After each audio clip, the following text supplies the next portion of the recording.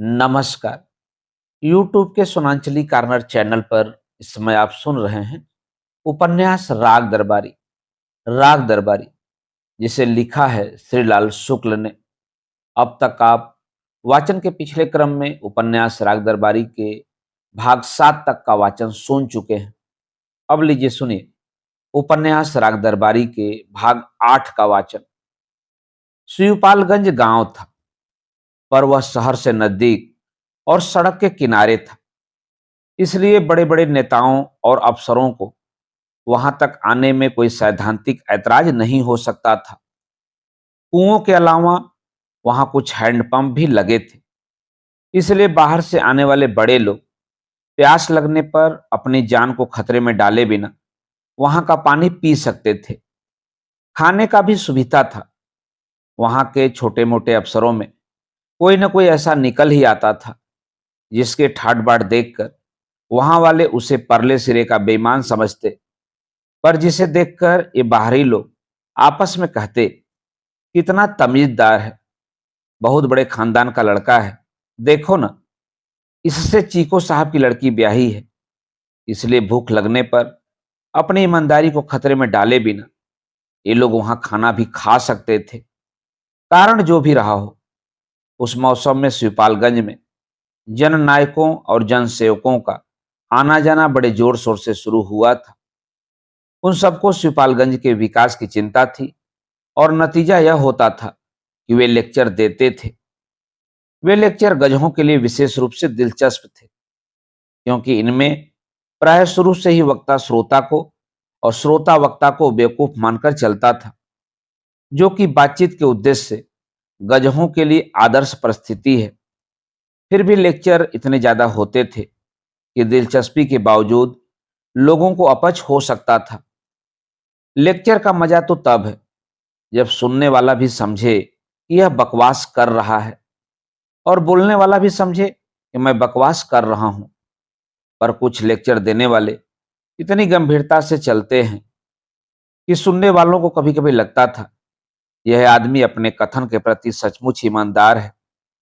ऐसा संदेह होते ही लेक्चर गाढ़ा और फीका बन जाता था और उसका असर श्रोताओं के हाजमे के बहुत खिलाफ पड़ता था।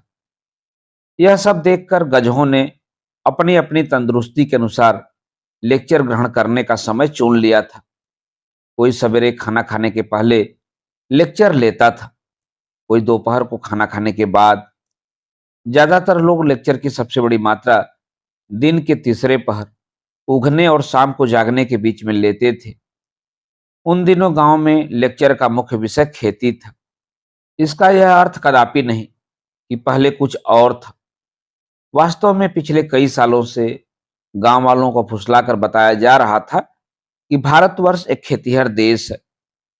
गांव वाले इस बात का विरोध नहीं करते थे, पर प्रत्येक वक्ता शुरू से ही यह मानकर चलता था कि गांव वाले इस बात का विरोध करेंगे। इसलिए वे एक के बाद दूसरा तर्क ढूंढ कर लाते थे और यह साबित करने में लगे रहते थे कि भारतवर्ष एक खेतीहर देश है। इसके बाद वे बताते थे कि खेती की उन्नति ही देश की उन्नति है। फिर आगे की बात बताने के पहले ही प्रायः दोपहर के खाने का वक्त हो जाता और वह तमीजदार लड़का, जो बड़े संपन्न घराने की औलाद हुआ करता था और जिससे चीको साहब की लड़की ब्याह करती थी, वक्ता की पीठ का कपड़ा खींच खींच कर इशारे से बताने लगता था कि चाचा जी, खाना तैयार है। कभी कभी कुछ वक्तागण आगे की बात भी बता ले जाते थे और तब मालूम होता था कि उनकी आगे और पीछे की बात में कोई फर्क नहीं था, क्योंकि घूम फिरकर बात यही रहती थी कि भारत एक खेतीहर देश है, तुम खेतीहर हो, तुमको अच्छी खेती करनी चाहिए, अधिक अन्न उपजाना चाहिए। प्रत्येक वक्ता इसी संदेह में गिरफ्तार रहता था कि काश्तकार अधिक अन्न पैदा करना नहीं चाहते। लेक्चरों की कमी विज्ञापनों से पूरी की जाती थी और एक तरह से शिवपालगंज में दीवारों पर चिपके या लिखे हुए विज्ञापन वहां की समस्याओं और उनके समाधानों का सच्चा परिचय देते थे। मिसाल के लिए, समस्या थी कि भारतवर्ष एक खेतीहर देश है और किसान बदमाशी के कारण अधिक अन्न नहीं उपजाते। इसका समाधान यह था कि किसानों के आगे लेक्चर दिया जाए और उन्हें अच्छी अच्छी तस्वीरें दिखाई जाए। उनके द्वारा उन्हें बताया जाए कि तुम अगर अपने लिए अन्न पैदा नहीं करना चाहते तो देश के लिए करो। इसी से जगह जगह पोस्टर चिपके हुए थे जो काश्तकारों से देश के लिए अधिक अन्न पैदा कराना चाहते थे। लेक्चरों और तस्वीरों का मिला-जुला असर काश्तकारों पर बड़े जोर से पड़ता था और भोले से भोला काश्तकार भी मानने लगता था कि हो न हो, इसके पीछे भी कोई चाल है। शिवपालगंज में उन दिनों एक ऐसा विज्ञापन खास तौर से मशहूर हो रहा था, जिसमें एक तंदुरुस्त काश्तकार सिर पर अंगोछा बांधे, कानों में बालियां लटकाए और बदन पर मिर्जई पहने गेहूं की ऊंची फसल को हंसिए से काट रहा था। एक औरत उसके पीछे खड़ी हुई, अपने आप से बहुत खुश, कृषि विभाग के अफसरों वाली हंसी हंस रही थी। नीचे और ऊपर अंग्रेजी और हिंदी अक्षरों में लिखा था, अधिक अन्न उपजाओ। मिर्जई और बाली वाले काश्तकारों में जो अंग्रेजी के विद्वान थे, उन्हें अंग्रेजी इबारत से, और जो हिंदी के विद्वान थे, उन्हें हिंदी से परास्त करने की बात सोची गई थी। और जो दो में से एक भी भाषा नहीं जानते थे, वे भी कम से कम आदमी और औरत को तो पहचानते ही थे। उनसे आशा की जाती थी कि आदमी के पीछे हंसती हुई औरत की तस्वीर देखते ही वे उसकी ओर पीठ फेर कर दीवानों की तरह अधिक अन्न उपजाना शुरू कर ही देंगे। यह तस्वीर शिवपालगंज में आजकल कई जगह चर्चा का विषय बनी थी, क्योंकि यहाँ वालों की निगाह में तस्वीर वाले आदमी की शक्ल कुछ कुछ बद्री पहलवान से मिलती थी। औरत की शक्ल के बारे में गहरा मतभेद था। यह गांव की देहाती लड़कियों में से किसकी थी, अभी यह तय नहीं हो पाया था। वैसे सबसे ज्यादा जोर शोर वाले विज्ञापन खेती के लिए नहीं, मलेरिया के बारे में थे। जगह जगह मकानों की दीवारों पर गेरुए रंग से लिखा गया था कि मलेरिया को खत्म करने में हमारी मदद करो, मच्छरों को समाप्त हो जाने दो। यहां भी यह मानकर चला गया था कि किसान गाय भैंस की तरह मच्छर भी पालने को उत्सुक है और उन्हें मारने के पहले किसानों का हृदय परिवर्तन कराना पड़ेगा। हृदय परिवर्तन के लिए रोब की जरूरत है, रोब के लिए अंग्रेजी की जरूरत है। इस भारतीय तर्क पद्धति के हिसाब से मच्छर मारने और मलेरिया उन्मूलन में सहायता करने की सभी अपीलें प्राय अंग्रेजी में लिखी गई थी।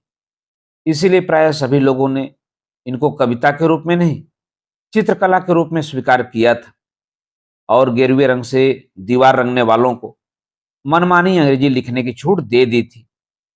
दीवारें रंगती जाती थी, मच्छर मरते जाते थे, कुत्ते भूखा करते हैं, लोग अपनी राह चलते रहते हैं। एक विज्ञापन भोले भाले ढंग से बताता था कि हमें पैसा बचाना चाहिए। पैसा बचाने की बात गांव वालों को उनके पूर्वज मरने के पहले ही बता गए थे और लगभग प्रत्येक आदमी को अच्छी तरह मालूम थी। इसमें सिर्फ इतनी नवीनता थी कि यहाँ भी देश का जिक्र था। कहीं कहीं इशारा किया गया था कि अगर तुम अपने लिए पैसा नहीं बचा सकते तो देश के लिए बचाओ। बात बहुत ठीक थी, क्योंकि सेठ साहूकार, बड़े बड़े ओहदेदार, वकील, डॉक्टर, ये सब तो अपने लिए पैसा बचा ही रहे थे। इसीलिए छोटे छोटे किसानों को देश के लिए पैसा बचाने में क्या ऐतराज हो सकता था। सभी इस बात से सिद्धांत रूप से सहमत थे कि पैसा बचाना चाहिए। पैसा बचाकर किस तरह कहाँ जमा किया जाएगा, वे बातें भी विज्ञापनों और लेक्चरों में साफ तौर से बताई गई थी और लोगों को उनसे भी कोई आपत्ति न थी। सिर्फ लोगों को यह नहीं बताया गया था कि कुछ बचाने के पहले तुम्हारी मेहनत के एवज में तुम्हें कितना पैसा मिलना चाहिए। पैसे की बचत का सवाल आमदनी और खर्च से जुड़ा हुआ है। इस छोटी सी बात को छोड़कर बाकी सभी बातों पर इन विज्ञापनों में विचार कर लिया गया था और लोगों ने इनको इस भाव से स्वीकार कर लिया था कि ये बेचारे दीवार पर चुपचाप चिपके हुए हैं, न दाना मांगते हैं न चारा, न कुछ लेते हैं न देते हैं। चलो इन तस्वीरों को छेड़ो नहीं। पर रंगनाथ को जिन विज्ञापनों ने अपनी ओर खींचा, वे पब्लिक सेक्टर के विज्ञापन न थे, प्राइवेट सेक्टर की देन थे। उनसे प्रकट होने वाली बातें इस प्रकार थी। उस क्षेत्र में सबसे ज्यादा व्यापक रोग दाद है। एक ऐसी दवा है जिसको दाद पर लगाया जाए तो उससे जड़ से आराम पहुंचता है। मुंह से खाया जाए तो खांसी जुकाम दूर होता है। बतासे में डालकर पानी से निगल लिया जाए तो हैजे में लाभ पहुंचता है। ऐसी दवा दुनिया में कहीं नहीं पाई जाती। उसके आविष्कारक अब भी जिंदा हैं। यह विलायत वालों की शरारत है। उन्हें आज तक नोबेल पुरस्कार नहीं मिला है। इस देश में और भी बड़े बड़े डॉक्टर हैं जिनको नोबेल पुरस्कार नहीं मिला है।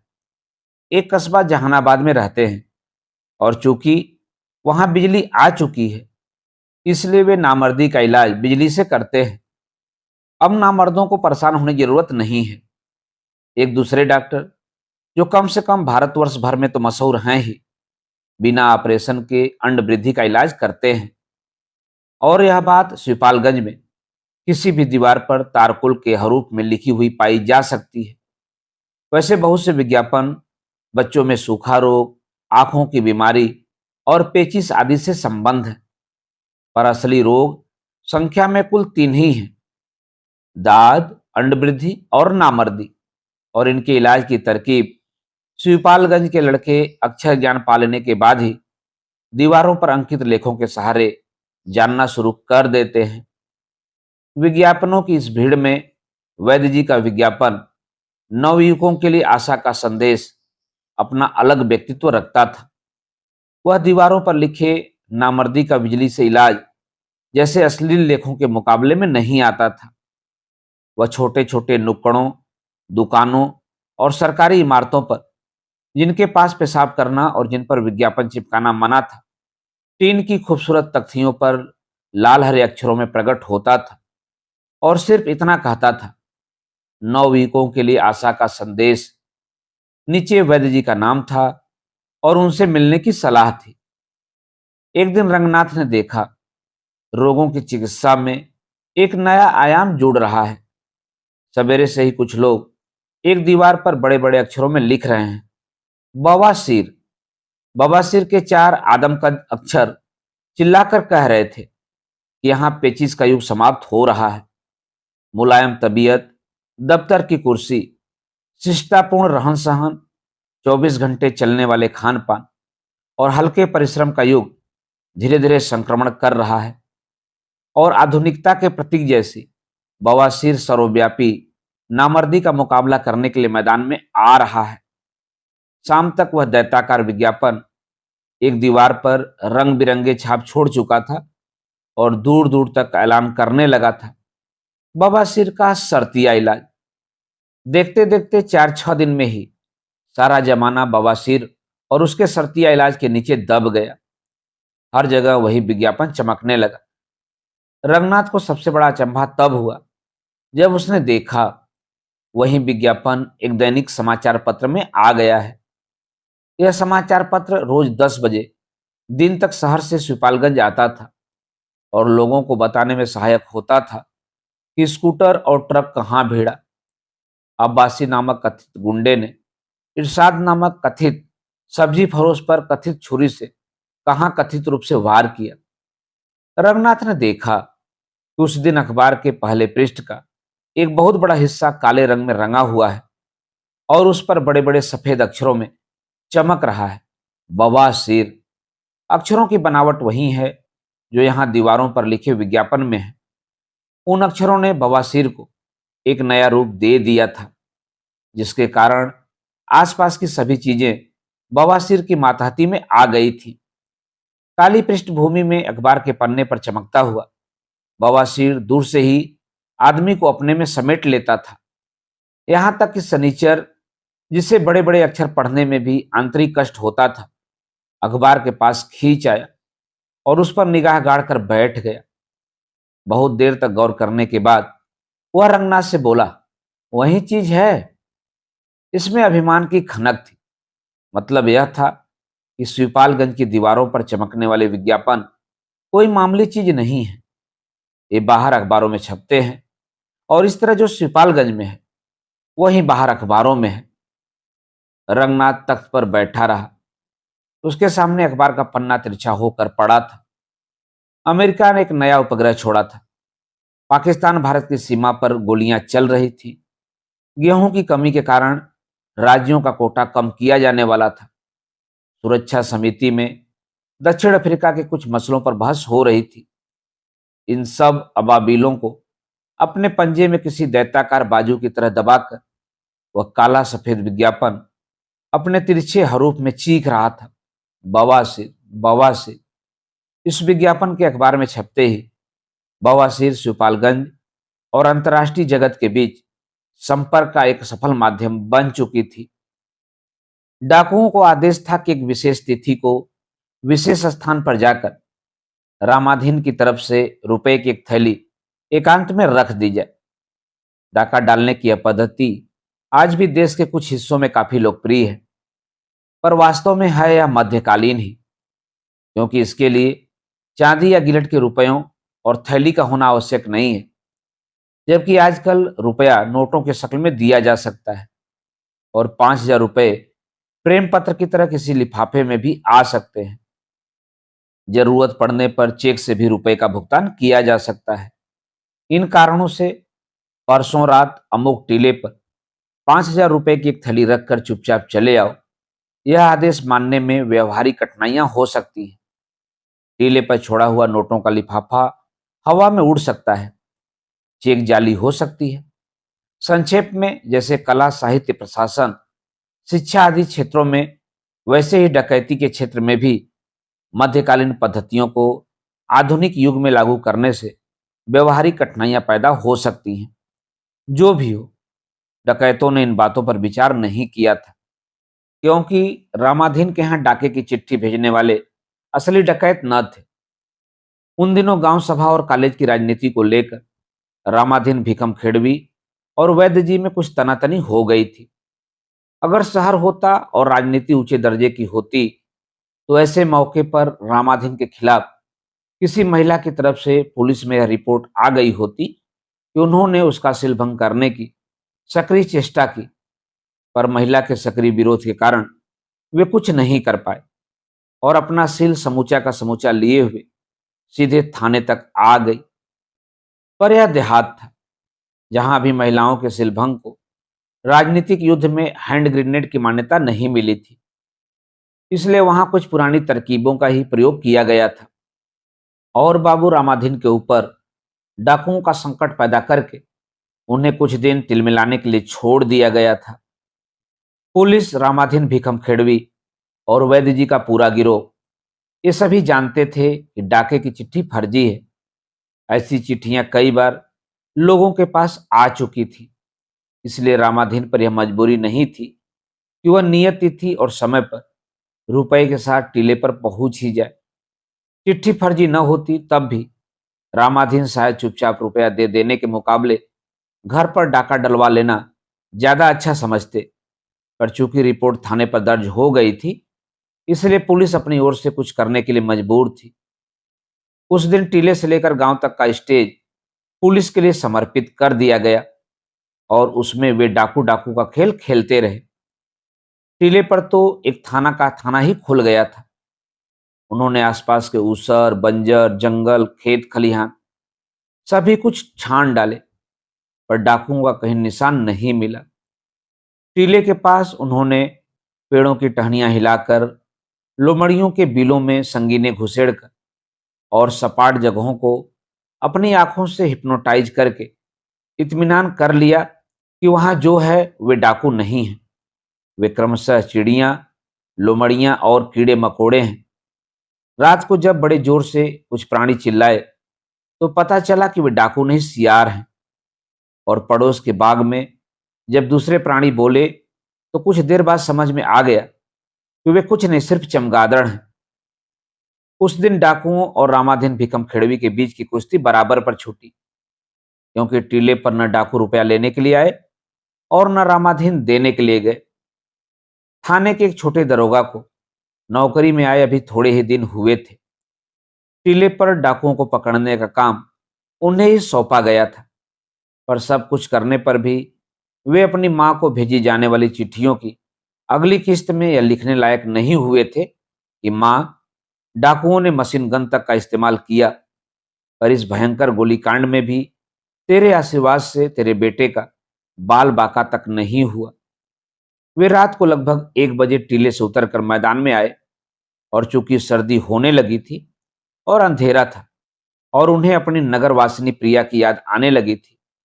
और चूंकि उन्होंने बीए में हिंदी साहित्य भी पढ़ा था, इन सब मिले जुले कारणों से उन्होंने धीरे धीरे कुछ गुनगुनाना शुरू कर दिया और आखिर में गाने लगे, हाय मेरा दिल, हाय मेरा दिल, तीतर के दो आगे तीतर, तीतर के दो पीछे तीतर वाली कहावत को चरितार्थ करते उनके आगे भी दो सिपाही थे और पीछे भी।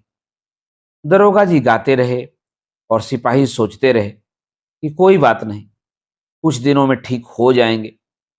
मैदान पार करते करते दरोगा जी का गाना कुछ बुलंदी पर चढ़ गया और साबित करने लगा कि जो बात इतनी बेवकूफ़ी की है, जो कहीं नहीं जा सकती, वह बड़े मजे से गाई जा सकती है।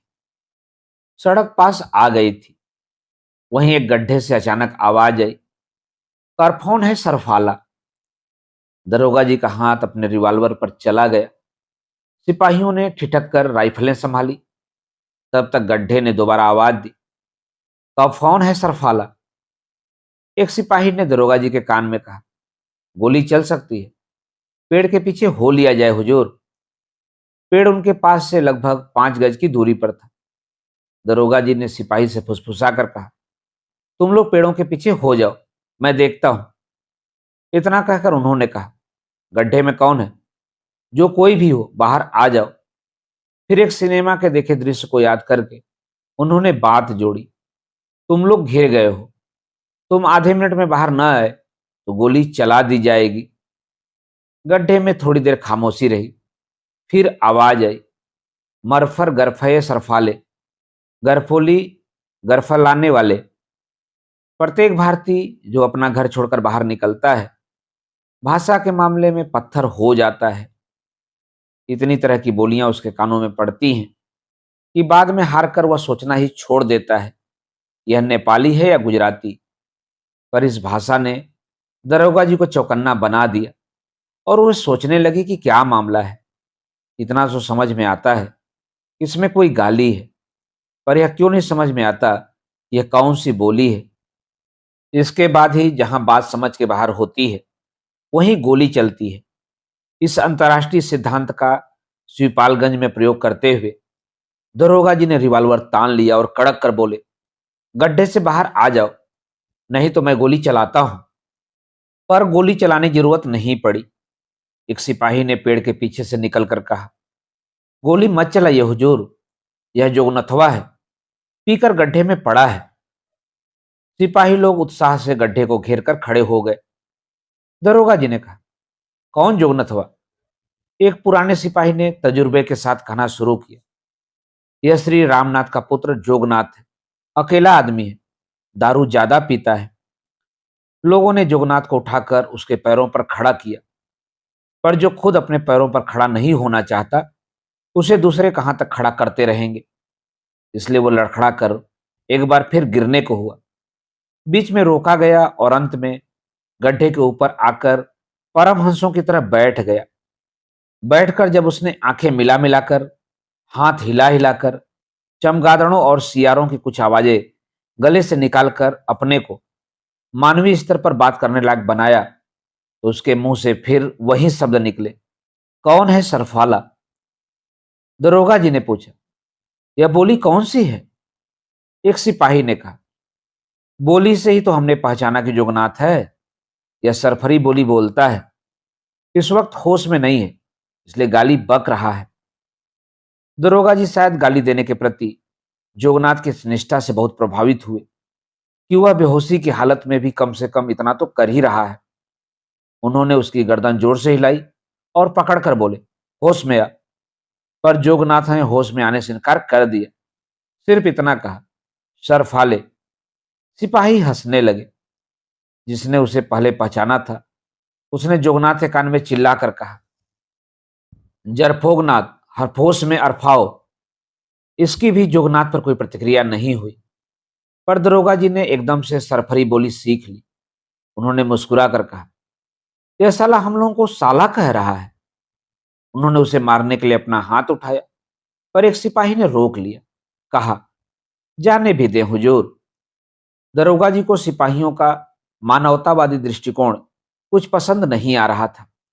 उन्होंने अपना हाथ तो रोक लिया, पर आदेश देने के ढंग से कहा, इसे अपने साथ ले जाओ और हवालात में बंद कर दो। दफा 109 जाब्ता फौजदारी लगा देना। एक सिपाही ने कहा, यह नहीं हो पाएगा हुजूर, यह यहीं का रहने वाला है, दीवारों पर इश्तहार रंगा करता है और बात बात पर सरफरी बोली बोलता है। वैसे बदमाश है, पर दिखाने के लिए कुछ काम तो करता ही है। वे लोग जोगनाथ को उठाकर उसे अपने पैरों पर चलने के लिए मजबूर करते हुए सड़क की ओर बढ़ने लगे। दरोगा जी ने कहा, शायद पीकर गाली बक रहा है, किसी न किसी जुर्म की दफा निकल आएगी, अभी चलकर इसे बंद कर दो, कल चालान कर दिया जाएगा। उस सिपाही ने कहा, हुजूर, बेमतलब झंझट में पड़ने से क्या फायदा, अभी गांव चलकर इसे इसके घर में ढकेल आएंगे। इसे हवालात कैसे भेजा जा सकता है, वैद्य जी का आदमी है। दरोगा जी नौकरी में नए थे, पर सिपाहियों का मानवतावादी दृष्टिकोण अब वे एकदम समझ गए। वे कुछ नहीं बोले। सिपाहियों से थोड़ा पीछे हटकर वे फिर अंधेरे, हल्की ठंडक, नगरवासिनी प्रिया और हाय मेरा दिल से संतोष खींचने की कोशिश करने लगे। यह था उपन्यास राग दरबारी के भाग 8 का वाचन। उपन्यास राग दरबारी के आगे के भागों का वाचन आप YouTube के सुनांचली कार्नर पर सुन सकते हैं। तो जुड़े रहिए। धन्यवाद। नमस्कार।